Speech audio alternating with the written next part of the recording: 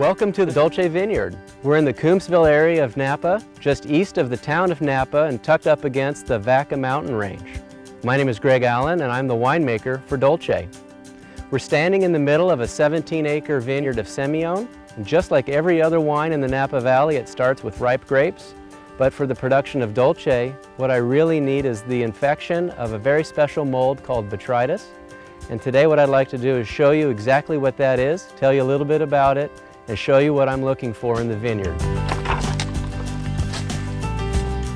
We wait patiently late into the growing season, often into November, for the development of a very special mold called botrytis that has a benign impact on the flavor of the wine or the flavor of the grapes.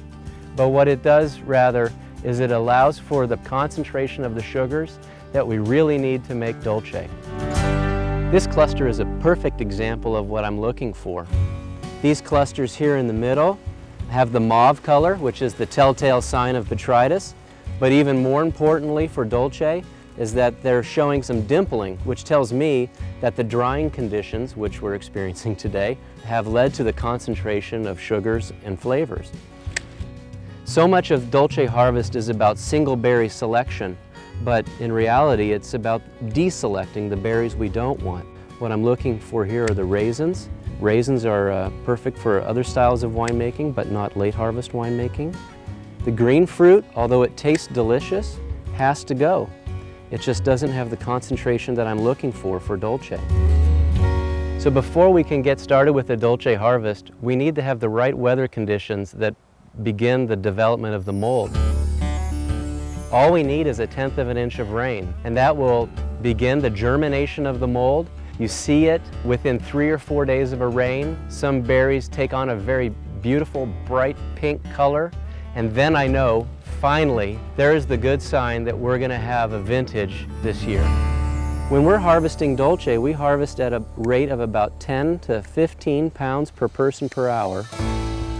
In contrast, Chardonnay harvesting is probably 300 to 350 pounds per person per hour.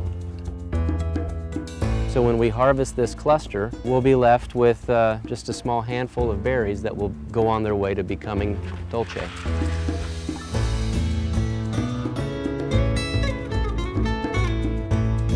Every day during the course of fermentation, I come down here to check on the barrels. I can get a sense of how far the fermentation has progressed. So today I'm measuring about 13.5 bricks. This fermentation started at 34.5. So we are just about finished with this fermentation. It's probably 13.5% alcohol and 120 grams per liter sugar. It's just about exactly what I'm looking for Dolce. So this barrel of wine is of a Dolce that I made 2 years ago. It will go to bottle in about 4 months, so it is just about finished. It's taken on a deep golden color. It smells like apricots, and it has a subtle mineral earthiness to it. The wine spends about 32 months in barrel before I take it out and blend it and then put it into the bottle. But it's not ready to be enjoyed yet. It spends another year in our warehouse before we release it for sale. And at that time, Dolce is still considered a youngster. What's interesting, in the 4th year or so of its life after being bottled, it takes on a floral component and a perfume component. From berry to bottle, Dolce is a labor of love.